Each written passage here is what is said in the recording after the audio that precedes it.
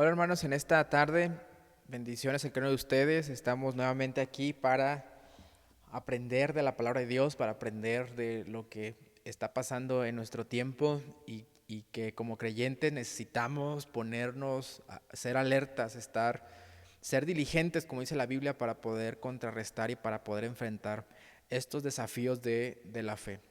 Estamos en nuestro tiempo de escuela bíblica de Alegra, la cual es un gusto para mí poder compartir nuevamente esta lección.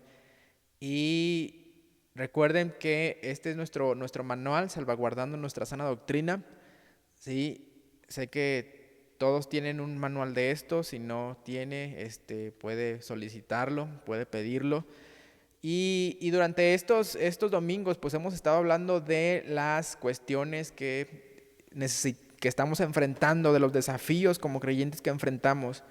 Y empezamos con el mandato bíblico, la advertencia bíblica sobre las falsas doctrinas de los últimos tiempos.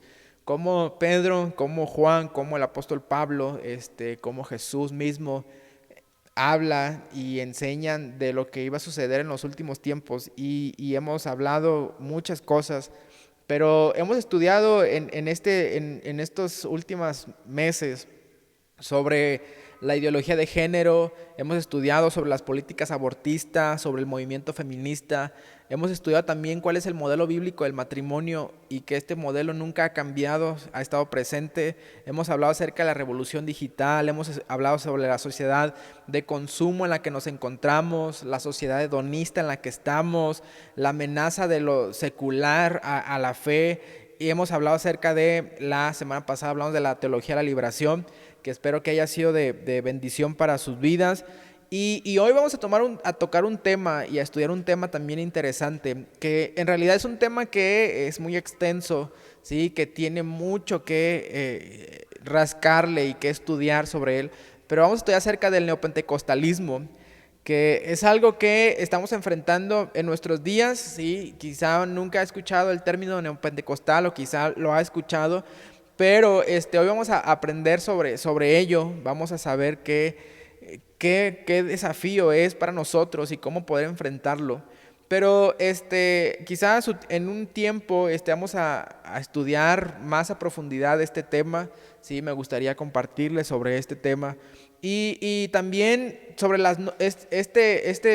esta clase, voy a tomar algunas notas de un taller que estuve, que fue impartido por el hermano David Gómez, y que fue de mucha bendición para mí, que esto me llevó a investigar y a hacer algunos ensayos, a hacer investigaciones para la escuela, y que realmente fue de mucha bendición y me gustaría compartirlo también con ustedes, agregar algunas notas a esta clase de lo que normalmente viene en nuestro manual, ¿sí? En nuestro expositor.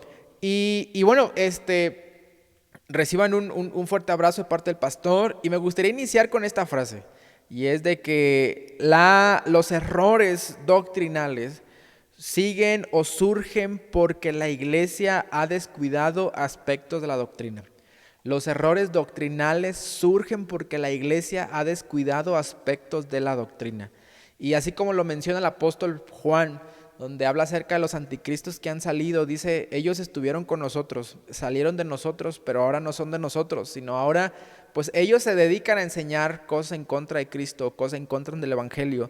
Y específicamente cuando hablamos acerca del neopentecostalismo, pues vamos a encontrarnos que es gente que se ha dedicado a enseñar cosas que no tienen un sustento bíblico, sí, porque no están escritas en la Biblia, sino que han utilizado, y lo vamos a ver, han utilizado dentro de los aspectos negativos del neopentecostalismo es de que ellos han tergiversado las escrituras para acomodarla a sus doctrinas o para sus prácticas, para hacer un acomodo, tener una excusa de que realmente sí está en la Biblia, pero realmente no lo ha hablado.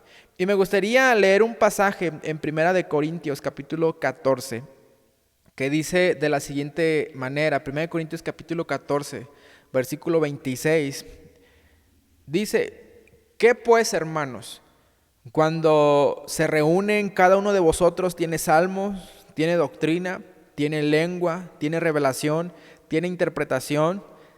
Hágase todo para edificación. Y el versículo 40 dice: pero hágase todo decentemente y con orden. Y cuando vemos que esta escritura está destinada para Corinto, nos damos cuenta de su trasfondo, de que esta iglesia realmente había recibido la gracia de Dios porque manifestaban los dones espirituales, y que un capítulo anterior, ¿sí?, o dos capítulos anteriores, en el capítulo 12, el apóstol Pablo va a hablar acerca de los dones espirituales. Pero en estos versículos habla acerca de que si alguno tiene, cuando se reúnen, alguno tiene alabanza, himno, tiene lenguas, tiene revelación, o tiene la manifestación de un don del Espíritu Santo, dice, en realidad no es una prohibición para que no se haga, sino que dice, hágase todo con orden. Hágase todo con moderación, pero hágase todo principalmente que no cause un desorden dentro de la iglesia. Pero cuando hablamos acerca de la doctrina neopentecostal, vamos a dar cuenta de que es todo lo contrario, ¿sí? De que el desorden los lleva a ser una de sus características, porque en este caso no hay un atento llamado, atención al consejo que da el apóstol Pablo en esta cita que leímos. Pero en esta clase vamos a estudiar sobre el neopentecostalismo. ¿Qué es el neopentecostalismo? ¿Cómo surge la historia del neopentecostalismo? ¿Qué creen las manifestaciones sobrenaturales del Espíritu Santo que muestran o que llevan en la práctica los neopentecostales?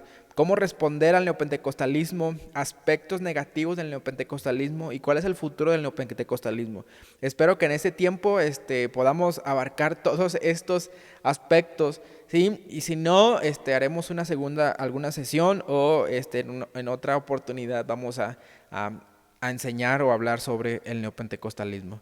Y empezamos, y la verdad central de nuestra clase dice de la siguiente manera: las manifestaciones del Espíritu Santo son experiencias sobrenaturales, únicas y muy especiales, que bendicen la vida del creyente.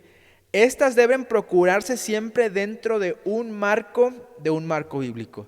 Es decir, que en la Biblia no vamos a tener una prohibición por tener experiencias espirituales o experiencias sobrenaturales del Espíritu Santo. ¿Sí? Y dentro de esas experiencias puedo definir el hablar en otras lenguas, la manifestación de los dones y el ejercicio de los dones espirituales, de los ministerios. No hay una prohibición de la Biblia para nuestro tiempo, ¿sí? Y al contrario, tenemos la libertad de Dios, tenemos la libertad que el Espíritu Santo produce en nosotros para que haya la soberanía del Espíritu Santo, para que haya la manifestación de todo eso cuando realmente nosotros lo queremos. Porque en la historia hemos encontrado de que cuando hay, en este caso, las manifestaciones del Espíritu Santo y lo que algunos pueden denominar avivamientos, siempre ha sido porque la gente ha tenido el deseo, ha tenido la búsqueda, ha tenido el impulso de estar buscando, de estar pidiendo al Espíritu Santo, así como lo dice el Evangelio. Dice, ustedes como padres saben dar buenas dádivas a sus hijos, dice, cuánto más vuestro Padre Celestial les dará el Espíritu Santo quien se lo pida. Y cuando viene el Espíritu Santo al creyente, entonces pues viene una oportunidad de manifestaciones espirituales de parte del Espíritu Santo para los creyentes. Y estas manifestaciones del Espíritu Santo pues es el recibir la llenura del Espíritu Santo, el hablar en otras lenguas, el ejercicio, la manifestación de los dones espirituales, aún de los ministerios y de muchas otras cosas que conlleva el Espíritu Santo, que obra el Espíritu Santo en la vida del creyente y de la iglesia de Cristo.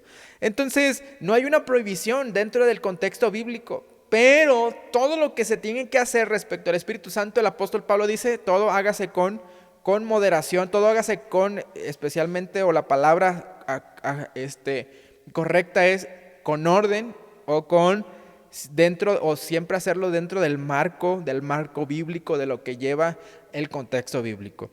Y cuando hablamos acerca de la doctrina neopentecostal, pues nos damos cuenta de que ellos se salen del marco bíblico y se salen, en este caso lo voy a expresar así, se salen de la raya, ¿sí? Y empiezan a hacer cosas que realmente no están dentro del contexto de la Biblia. Pero vamos a analizar en esta hora la historia del neopentecostalismo y nos damos cuenta de que lo que voy a hablar pues es historia, ¿sí? Es historia que está evidenciada, que está escrita, que está en los libros como evidencia de que realmente no es un invento, sino que es verídico. Y especialmente en el continente americano, se ven mucho o se notan mucho este movimiento. Pero como historia del continente americano, pues hay tres movimientos que son muy fuertes, ¿sí? Y que quizá dos de ellos son más fuertes que uno, ¿sí? Pero el primero de ellos surge a principios de 1900, ¿sí? 1901 y hasta 1906 y los años venideros, que marcó fuertemente el continente, y en este caso el mundo entero, que es el nacimiento o el surgimiento del pentecostalismo moderno, que se le considera, o contemporáneo, ¿sí? Y que hoy en día ya tiene el nombre por pentecostalismo clásico, ¿sí? Pero que en ese tiempo fue el derramamiento del Espíritu Santo más fuerte que ha existido, ¿sí? En el continente. Hablamos acerca de en el país de Estados Unidos, en Los Ángeles, California, el avivamiento de Azusa se le llama, ¿sí? Donde surge, donde el pastor, ¿sí? Y en este caso todo inicia en la escuela bíblica, en el estudio de la materia del libro de los Hechos, y donde tenían el deseo de que si realmente, o la pregunta de que si realmente lo que dice el libro de los Hechos todavía era real, ¿sí? Y entonces decidieron empezar a buscar esa manifestación del Espíritu Santo, como lo dice Hechos capítulo 2. Y como resultado, pues ellos reciben realmente la manifestación del Espíritu Santo y el derramamiento del Espíritu Santo, así como en el libro de los Hechos, ¿sí? Y la primera, que la historia dice que es un estudiante, ¿sí? Y después de ahí empiezan decenas, cientos y miles de personas a tener esa experiencia del derramamiento del Espíritu Santo.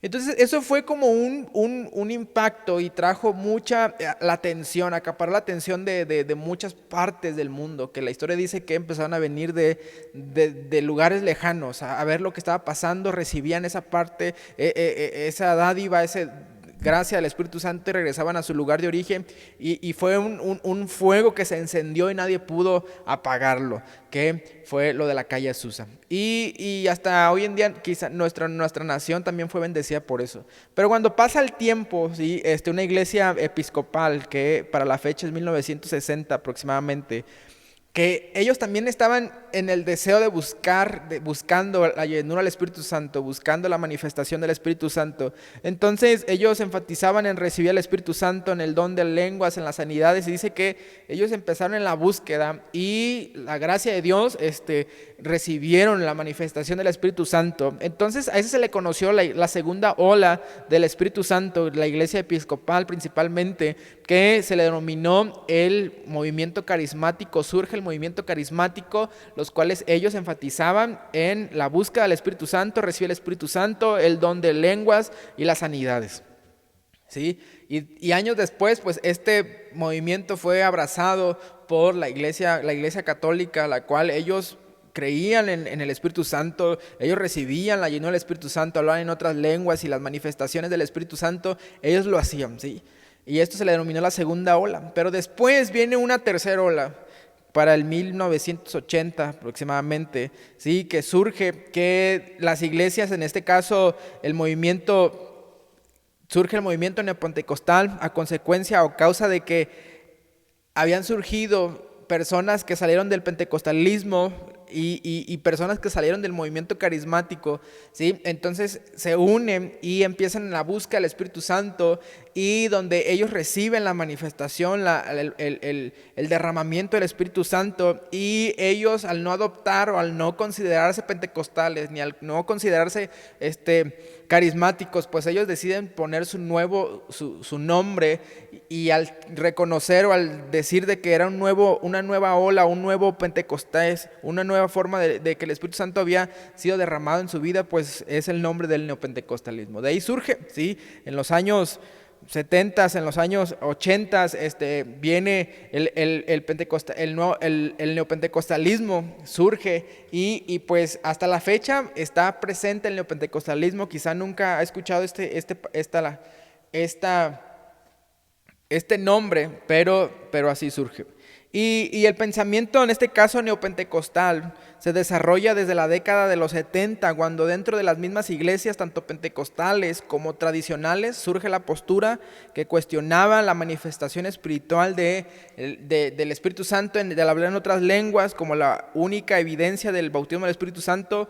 En este caso se criticaba la postura pentecostal sobre dicho tema y se abogaba por la liberación o por la libertad del Espíritu Santo, de tal forma que hay una frase muy interesante, que es darle libertad al Espíritu, ¿sí? Y quizá algún día usted pueda darme una explicación sobre su pensamiento sobre esta frase, ¿sí? Pero surge el neopentecostalismo por la unión de algunos que no estaban de acuerdo con las prácticas de la iglesia pentecostal, que no estaban de acuerdo con las prácticas de la iglesia carismática, y se unen y empiezan el boom que es el neopentecostalismo. Y dentro de sus proponentes ha habido personas muy influyentes, ¿sí? Pero los principales o los de mayor influencia en el surgimiento del neopentecostalismo es un personaje llamado David du Plessis, que fue pastor pentecostal sudafricano, y Dennis Bennett, que fue ministro episcopal norteamericano.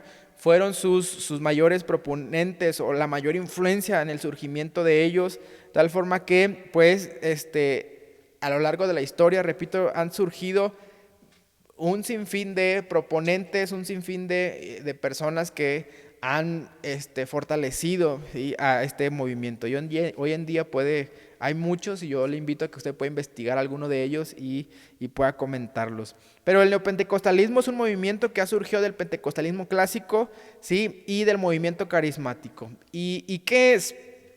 ¿Qué es el pentecostalismo y el neopentecostalismo? Bueno, es un grupo de creyentes que se trata de un énfasis en experiencias sobrenaturales de poder espiritual que vienen de mano de ciertos personajes o de ciertos ungidos y de ciertas personas específicas que rompen, en este caso, con la concepción tradicional de los dones o el mover del Espíritu Santo que había en los círculos ya establecidos, ¿sí?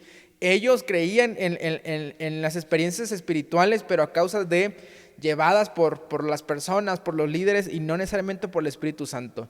Además de que ellos, su énfasis está en la restauración de la autoridad apostólica, que vamos a estudiarlo, que carece, por supuesto, de una base bíblica y produce una dependencia todavía mayor de ciertos individuos y no de la Biblia, no del Espíritu Santo, no de Dios, ¿sí? Entonces empieza el neopentecostalismo, introduce muchas nuevas doctrinas, aparece otra doctrina de la revelación, otra teología, otra cristología, otra eclesiología, y otro tipo de enseñanzas que todo lo separa, lo hace diferente a la iglesia pentecostal clásica o la iglesia evangélica tradicional. Ellos son, en cierta forma, tratan de hacer su división o su separación de estos movimientos, ¿sí?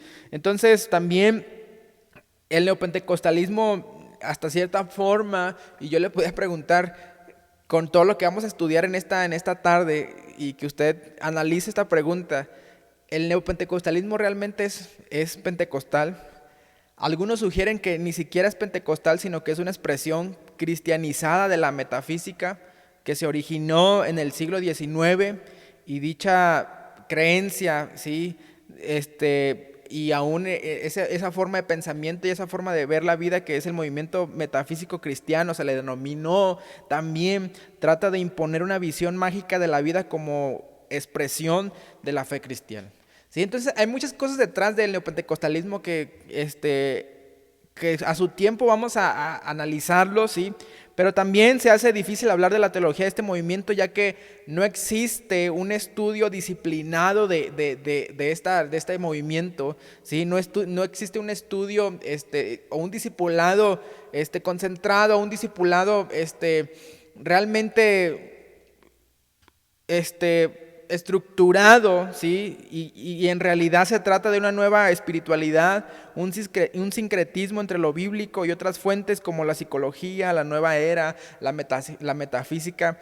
y muchas otras cosas que hoy en día estamos viviendo. Entonces, es interesante estudiar este tema porque nos lleva realmente a ver lo que está pasando en nuestro entorno y cómo nosotros como creyentes necesitamos mantenernos o tomar una postura realmente, qué es lo que deseamos como creyentes. Pero mi postura es realmente seguir, y esa va a ser la conclusión, ¿sí? ¿Cuál es la postura que debemos tener?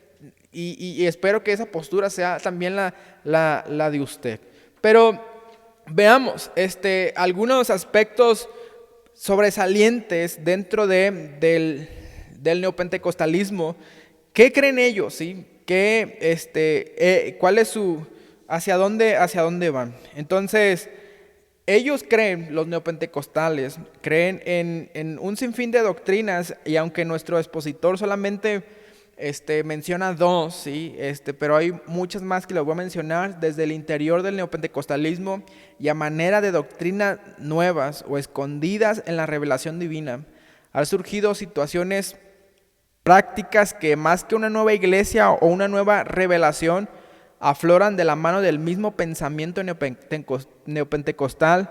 Ir más allá de la creencia de todos los cristianos no solo es pedir con fe, no solo es una vida espiritual próspera, sino es algo más, y esto es lo que ellos creen.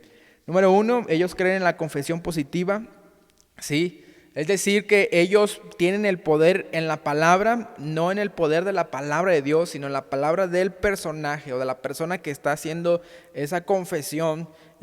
La palabra, en este caso, son una fuerza creativa con el poder de influenciar tanto el mundo físico como el espiritual cuando hay estas declaraciones. Y también al creer la confesión positiva, pues ellos se ven obligados a hacer lo que, en este caso Dios se ve obligado a hacer lo que uno dice con fe o lo que realmente consideran lo que ellos creen. Y por eso se llama fe sobre fe, porque no es fe en Dios, sino fe en lo que dije por fe, en lo que ellos hablan. Y realmente han surgido algunos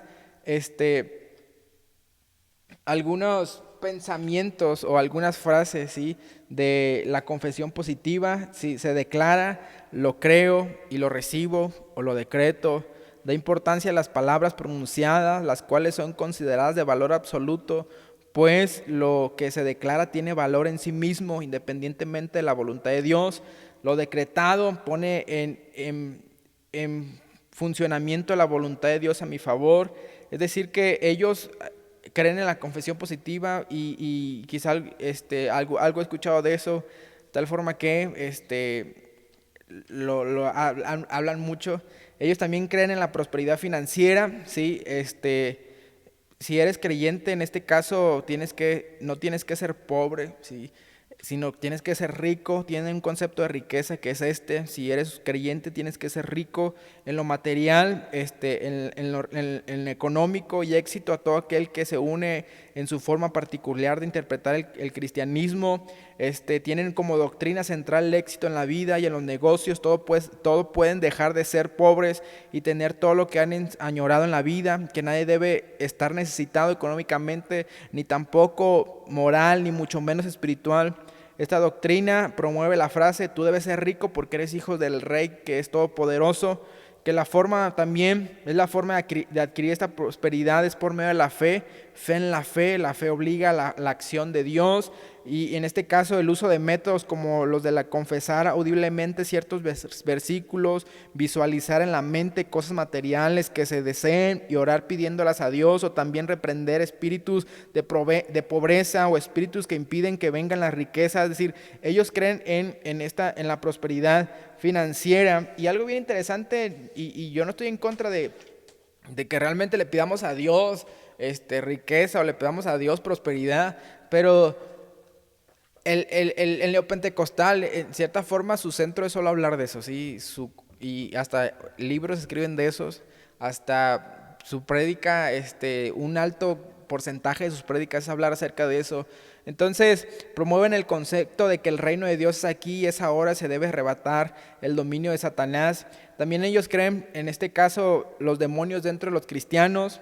Ellos enseñan que aún los cristianos que llevan una vida de santidad y que estén bautizados con el Espíritu Santo pueden llegar a ser endemoniados, porque lo que duren sus reuniones inducen a los feligreses a vomitar para ser expulsados los demonios. Los neopentecostales consideran que la ira, la tristeza, la gula, la pereza, la envidia, el rencor, la mentira, enfermedades corporales son demonios que pueden ser o que pueden poseer a los cristianos. Y yo le pregunto, ¿realmente los cristianos pueden tener demonios?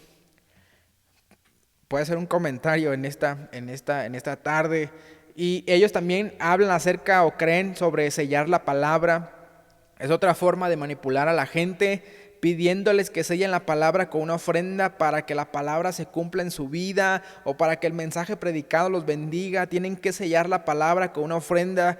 Pareciera que si no dan plata o si no dan ofrenda o si no dan dinero, la palabra no va a ser efectiva, sino que ellos enseñan en sellar la palabra que se les predica a sus líderes. Y algo bien interesante es de que el movimiento neopentecostal se caracteriza porque sus líderes se han enriquecido y la gente se ha empobrecido. Porque el único que se enriquece dentro del movimiento neopentecostal no son los congregantes, ¿sí? Solamente es el líder, el predicador, el apóstol, el evangelista, el profeta.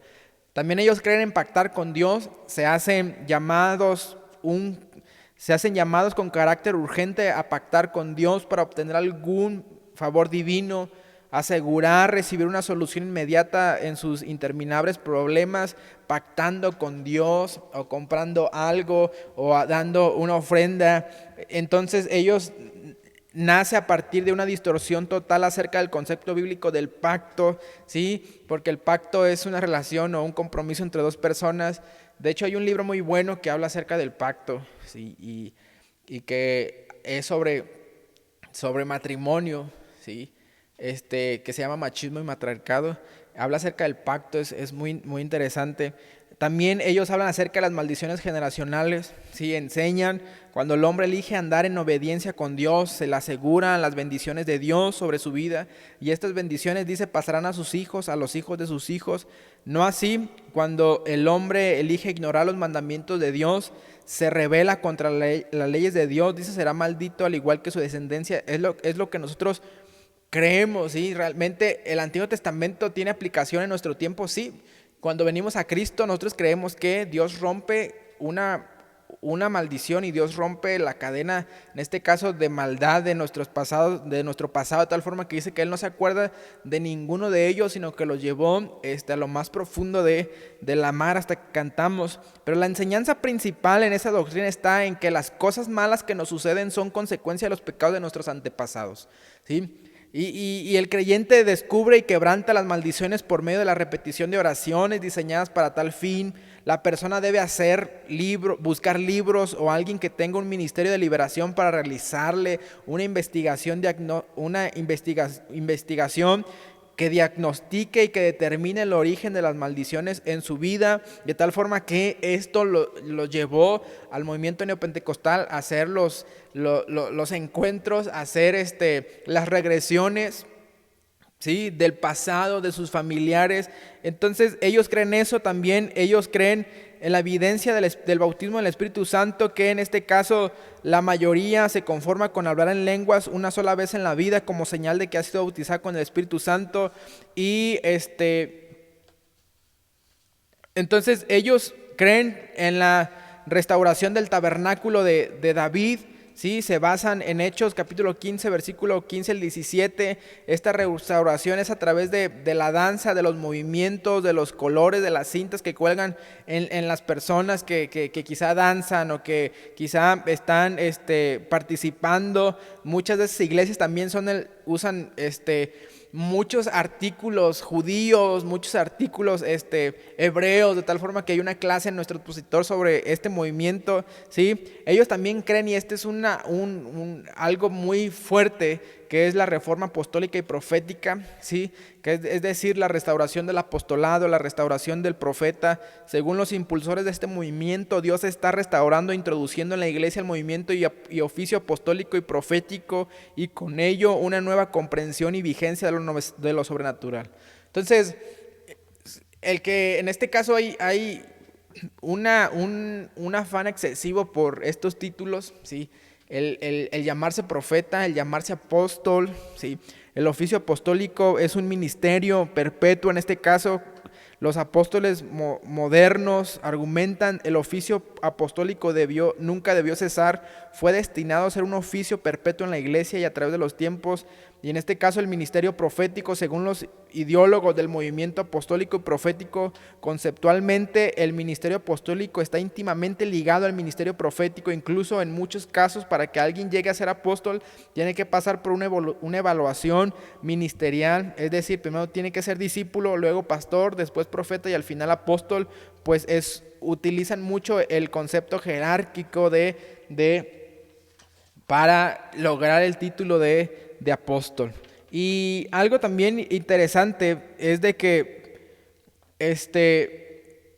los apóstoles, en este caso, la idea de la renovación apostólica y profética para este tiempo, donde los apóstoles son los nuevos líderes de la iglesia, ellos los consideran como los nuevos líderes y los más importantes dentro de la iglesia, y los profetas son los portadores de esta nueva revelación, ¿sí? Son aquellos que solamente al hablar realmente van a dar una enseñanza y nadie más que el apóstol, que el profeta tiene la autoridad para dar un mensaje de parte de Dios. Y hay muchas más enseñanzas que puedo estar hablando sobre el neopentecostalismo. Entonces, pero en nuestro expositor habla acerca de algunas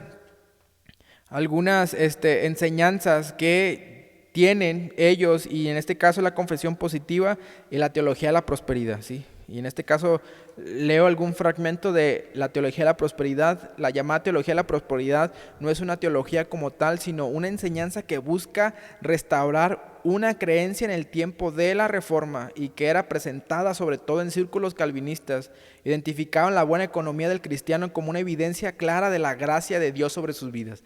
Es decir, que desde tiempo antiguo ya se empezaba o ya se formulaba esta nueva forma de creer, donde si tú eres rico realmente tienes la gracia de Dios sobre tu vida, y si no, no la tienes. Pero mientras que la enseñanza se expresa en una ética de ahorro y trabajo, en este caso la ideología de la prosperidad lo hace en un consumismo desmedido y la transacción económica mística de la fe. Esta doctrina se radicaliza aún más cuando enseña que cualquier sufrimiento en el cristiano indica falta de fe. Así entonces, la marca distintiva del cristiano lleno de fe implica salud física. Es decir, si tienes mucha fe, pues como resultado es una buena salud física, una salud emocional, espiritual y sobre todo prosperidad material. La pobreza y la enfermedad son resultados visibles de un cristiano fracasado o con una fe insuficiente, y en el peor de los casos de un cristiano que vive en pecado. Es decir, la idea o el movimiento neopentecostal, es decir, Jesús era rico en la tierra. Yo puedo preguntar, ¿Jesús era rico en la tierra? Él era rico porque era Dios. Él era rico porque él podía hacer los milagros para producir de tal forma que los panes y los peces los multiplicó y muchas cosas hizo. Pero ¿por qué no llamó a gente, en este caso de recursos muy altos, para que fueran sus discípulos? Hablando de Pedro y de otros discípulos, porque aunque se habló llamó a algunos que tenían quizá un conocimiento muy alto, un conocimiento elevado, educación y quizá riqueza, pero ¿por qué no todos fueron así? Y es decir, que para Dios realmente la riqueza o la pobreza es lo que queda sobrando, ¿sí? Lo que para Dios le importa en este caso es el corazón que realmente tenga el sentir de arrepentimiento, que tenga el sentir de entrega, de servicio, de darle lo mejor, de arrepentimiento para no tener esa vida. De tal forma que el Evangelio dice: busca primeramente el reino de Dios y todas las cosas vendrán por añadidura. Pero los neopentecostales, pues ellos consideran que la pobreza no es de Dios, y si tú estás viviendo en pobreza, entonces no tienes la gracia de Dios, estás viviendo en pecado, o eres un cristiano que simplemente no tienes una fe suficiente. Y no es así, ¿sí? Sino vamos a encontrar muchas cosas. Es decir, el apóstol Pablo, cuando estaba en la cárcel en Filipos, que tenía la ayuda porque él no tenía el sustento, y agradece a la iglesia de Filipos porque le han ayudado con ofrendas, ¿sí? Que han sido de bendición para su vida. Es decir, Pablo estaba en esa condición porque estaba en pecado o porque no tenía fe suficiente o porque, es decir, eso quizá después hablaremos, pero la iglesia neopentecostal o el movimiento neopentecostal eso cree. También la palabra de Dios nos muestra con claridad el camino hacia una prosperidad económica y después lo estudiaremos. Pero vamos a lo siguiente, las manifestaciones sobrenaturales del Espíritu Santo que ellos consideran que son las correctas y las bíblicas. Entonces ellos, lo comentaba al principio, ellos creen en el derramamiento del Espíritu Santo. Ellos creen en la llenura del Espíritu Santo, en hablar en otras lenguas y muchas cosas que hace el Espíritu Santo que obra en el creyente.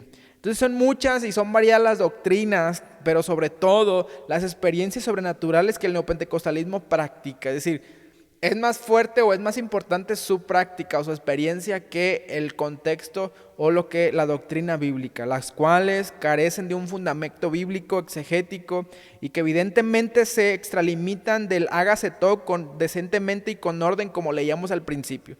De tal forma que en este punto, en este apartado mencionaremos solo algunas cosas que considera el movimiento neopentecostal que es derramamiento del Espíritu Santo. Número 1 es la borrachera santa.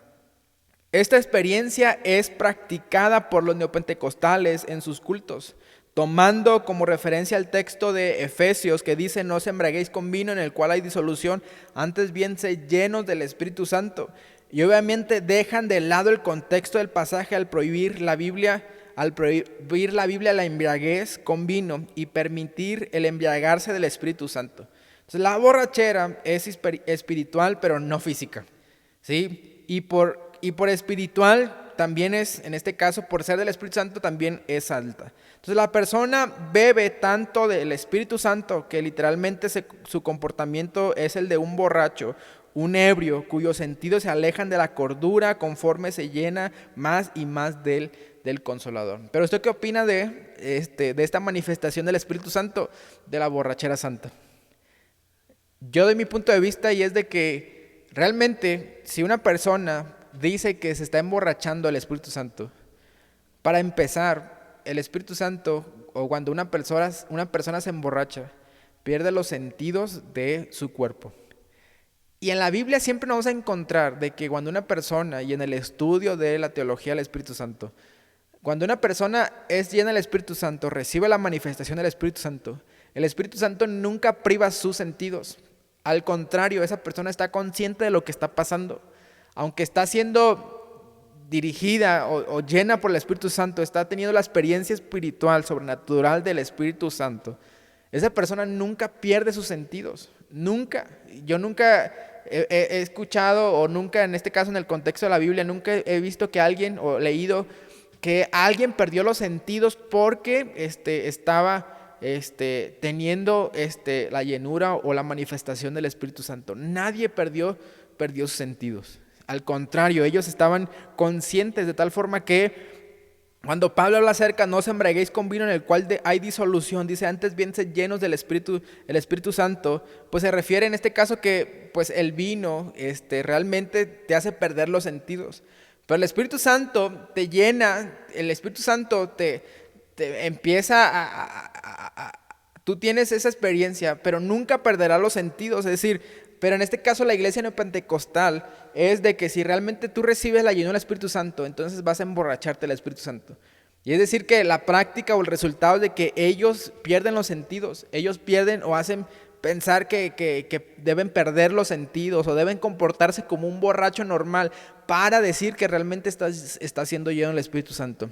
Pero usted puede contestar o puede tener su postura y me gustaría conocerla. La segunda manifestación del Espíritu Santo es la risa santa.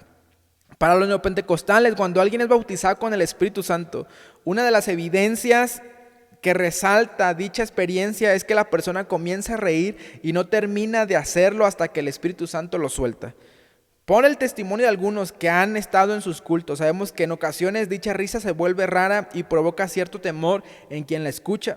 Algunos se refieren al episodio de Génesis capítulo 18, cuando Dios le promete un hijo a Abraham y Sara, su mujer, se ríe de forma incrédula por su vejez. Los neopentecostales dicen que la risa de Sara tiene que ver con la manifestación del Espíritu Santo en su vida. ¿Y usted qué opina? ¿Usted qué dice? ¿Realmente hay una manifestación del Espíritu Santo puede ser considerado la risa una manifestación del Espíritu Santo cuando viene a la persona? Y al tomar Génesis capítulo 18 nos damos cuenta de que Dios estaba obrando, y cuando hablo acerca de Dios, pues puedo hablar de la Trinidad con Abraham. Pero realmente el trato era con Abraham, ¿sí? En este caso Sara estaba excluida de ese trato o de esa plática de Abraham con Dios. Tal forma que ella a escondidas, dice la Biblia, está escondidas en la tienda o en el lugar, escuchó. Y es por eso que soltó la risa. Entonces, es un trato que Dios tenía con Abraham y no tenía con Sara. Sara iba a ser parte de ese trato, parte de ese pacto, ¿sí? Pero era con Abraham. Es decir, Sara, era en este caso una tercera persona dentro de esa plática, pero una persona involucrada en ese momento. Y cuando lo vemos en la realidad, es decir, Dios, el Espíritu Santo cuando viene y tiene un trato con las personas, cuando tiene un trato con la gente, entonces sí hay una reacción, porque a toda manifestación hay una reacción. Pero bíblicamente no hay un rastro de que alguien haya mostrado eso, es decir, esto solamente es una parte, la risa santa. Pero hay otros que, en este caso, que el movimiento neopentecostal empieza a hablar o empieza a manifestar sonidos de animales, que empieza a manifestar sonidos de mujeres que están en parto, ¿sí? Entonces, todo esto se vuelve fuera del contexto o de la línea bíblica, de tal forma que, pero ellos lo manifiestan y lo expresan así. Es decir, nosotros como pentecostales, ¿qué es la manifestación del Espíritu Santo? Es decir, si hablamos en otras lenguas, si hay una manifestación de hablar en otras lenguas, porque en la Biblia, en el Nuevo Testamento, vamos a encontrar no solamente una, sino muchas formas, de tal manera que es una doctrina así basada en la Escritura. Pero no hay un rastro que pueda decir de que se encontró alguien riendo, y en este caso Sara no está pasando una manifestación del Espíritu Santo ahí, sino en este caso se está haciendo un trato de Abraham con Dios. Otra práctica es la sanidad divina, sanidad divina o manifestación. Una de las prácticas sobresalientes del neopentecostalismo es la sanidad divina, es decir, nosotros también creemos en la sanidad divina. Pero esta se relaciona con los conceptos arriba mencionados. Una verdadera sanidad requiere de una fe que mueve montañas. Quizás se requiera una siembra grande, cantidades grandes de dinero de parte del necesitado. En situaciones donde la enfermedad es causada por un demonio, se requiere una oración poderosa de liberación que terminará con la persona vomitando, lo que significa que el demonio y la enfermedad han sido expulsados con eficiencia. Es decir, que si esta persona... Nosotros creemos en la sanidad divina, nosotros creemos que también Dios puede dar libertad a una persona que está oprimida por demonios, sí lo creemos, pero no quiere decir que si una persona vomita o si una persona pasa, dentro del neopentecostalismo también es muy común la práctica de siempre el que está haciendo la liberación, en este caso, siempre preguntar el nombre del demonio. Siempre, porque Jesús le preguntó ¿cómo te llamas? Al demonio. Es decir que ellos, y yo le puedo preguntar realmente por qué Jesús le preguntó eso al demonio, ¿sí? Pero la corriente neopentecostal, número 1, en todos ven demonios, y número 2, a todos le quieren poner nombre de un demonio. Todos quieren saber el nombre del demonio. Y cuando se expulsa a ese demonio, es decir, cuando una persona es posible que tiene una enfermedad y se le considera que tiene un demonio, entonces, número 1, tienen que saber el nombre del demonio. Número 2, tienen que hacer una forma específica para desarrollar una liberación. Y si esa persona no ha vomitado, como lo expresa nuestra lectura, o si esa persona no ha hecho ciertas cosas, entonces no ha tenido liberación. Entonces, los pentecostales creemos en un Dios que sana y que a manera de providencia nos da también la ciencia médica. El Señor sana a quien quiere y cuando Él quiere, y no ocupa nada del enfermo, sino es su soberanía. Y yo conozco amigos que Dios los usa en sanidades y milagros, y yo he visto milagros poderosos, increíbles, ¿sí? Que yo me he quedado sorprendido de cómo Dios ha sanado. Pero la iglesia neopentecostal, número uno, para que haya un milagro, tiene que haber una fuerte cantidad de dinero operando en su milagro, ¿sí?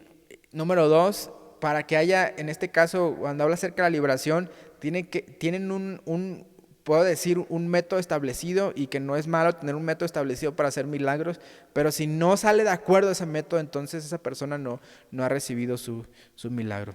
Y ya está 45 minutos, ya estoy terminando, ¿sí? ¿Cómo responder al neopentecostalismo? Y la respuesta es muy sencilla. La primera es que necesitamos no temer frente a ningún movimiento, no temer frente a ninguna práctica, y por más grande o influyente que parezca, o por más grande o influyente que parezca el líder o parezca el apóstol, no tener miedo, ya que el Señor venció en la cruz, en este caso a Satanás, a sus huestes espirituales de maldad, y nos hizo más que vencedores. Lo segundo es que necesitamos velar, necesitamos orar, necesitamos estar alertas, atentos, no dejarnos engañar por las maquinaciones y las sutilezas de Satanás. Número tres, necesitamos vivir consagrados a Dios, vivir en santidad, vivir entregados a Dios en devoción, caminando en la voluntad de Dios, que nuestra vida de santidad no solo nos beneficia a nosotros mismos, sino también es un testimonio contundente para los demás que hay un Dios todopoderoso. Y número cuatro, necesitamos estudiar, enseñar y predicar la palabra de Dios, el poderoso evangelio de Jesucristo, y el mandato que Pablo le hace a Timoteo: te encarezco delante de Dios y de estos testigos que prediques, ¿sí? Y en este caso que prediques la sana doctrina, pero sobre todo que te vuelvas un investigador de la palabra de Dios. Ahora, ¿qué aspectos negativos tiene el neopentecostalismo? Es decir, ¿qué realmente podemos decir que los está llevando o los exhibe? Número uno es de que tergiversan las escrituras para comprobar sus doctrinas y sus prácticas no bíblicas. Es decir, que realmente no hay una hermenéutica buena, sino utilizan mucho, y este es el segundo aspecto negativo, de que tienen una hermenéutica basada en pragmatismo, en alegorías, y no con el método correcto, el método gramático histórico para hacer exégesis, para hacer hermenéutica de la Biblia. Número tres, ignorancia que tienen del desarrollo histórico y teológico de su propio movimiento, es decir, cómo surgió, ignoran cómo surgió, ignoran cómo se ha desarrollado, cómo ha evolucionado su movimiento, e ignoran los errores que se han cometido. Número cuatro, su doctrina del Espíritu Santo está basada parcialmente en las Escrituras,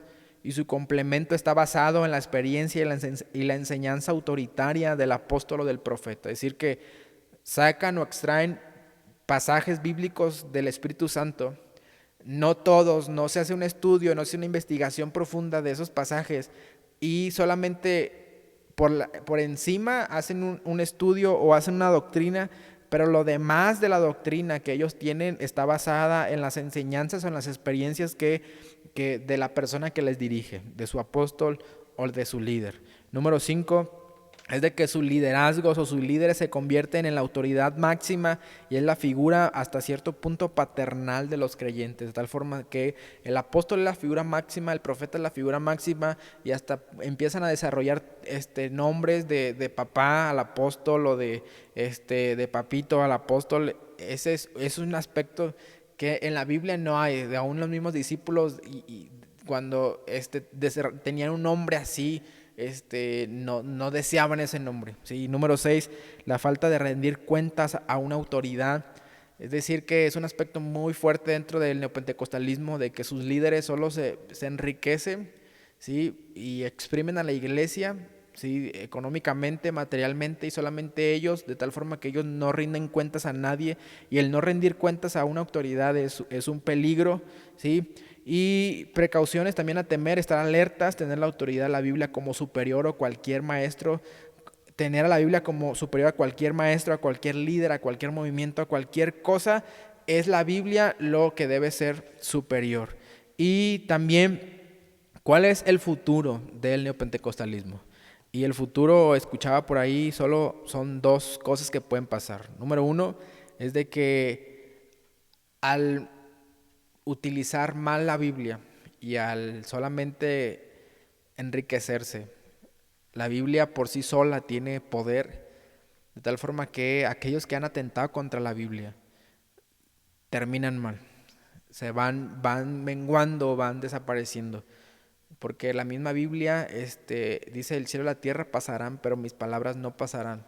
Al referirse de que aquellos que han hecho guerra contra la Biblia, aquellos que han enseñado doctrinas en contra de la Biblia, poco a poco van menguando, menguando, menguando. Eso es lo primero que puede pasar con el neopentecostalismo. Y lo segundo es de que una característica que no mencioné en toda la plática es de que ellos son muy, muy novedosos. Es decir, que todo el tiempo están cambiando, están buscando la moda, están buscando lo atrayente para las personas. Están trayendo hasta cierto punto, y creo que no es algo malo, la comodidad, pero lo espectacular, ¿sí? Por encima del Evangelio, por encima del Espíritu Santo, por encima de Cristo, encima de la palabra de Dios, están trayendo lo espectacular a la gente. Y es ahí donde la gente les ha seguido.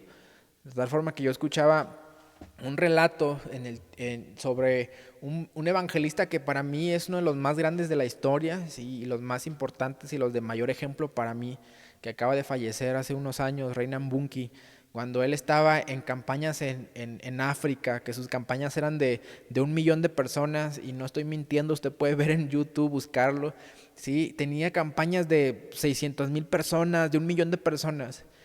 Y en ese tiempo la iglesia neopentecostal estaba transformando, estaba renovando por el celo de lo que estaba pasando del pentecostalismo clásico. Tal forma que hoy en día la iglesia neopentecostal, una de sus fortalezas es lo atrayente, lo novedoso, lo espectacular. Y usted puede notar y puede buscar, y creo que no va a haber, no va a errar en encontrar lo espectacular, ¿sí?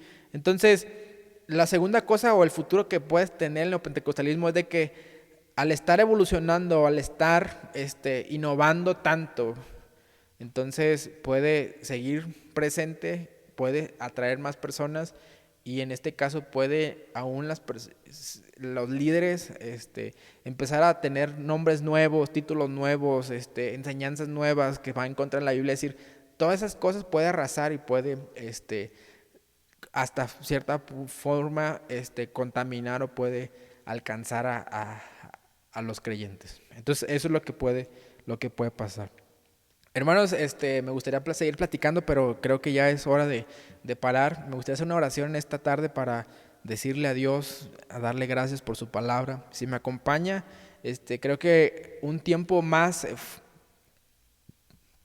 vamos a tener una plática más sobre esto, y cualquier duda y cualquier pregunta con toda confianza. Pero si me acompaña, vamos a orar. Padre, te damos gracias, Señor, por tu palabra, Espíritu Santo, porque no te equivocaste cuando Pablo, el apóstol, habló sobre tener todas las cosas con orden. Señor, hemos aprendido de que realmente en ti hay libertad, de que en ti tenemos, Señor, la oportunidad de tener el mover tuyo en nuestra vida. Pero, Señor, queremos ser dirigidos por la palabra, ser dirigidos por ti, no por experiencias, Señor, no por cosas que realmente nos hagan, Señor, creer, sino ser dirigidos por ti, Padre. Bendice este tiempo y que tu gracia poderosa pueda estar con nosotros.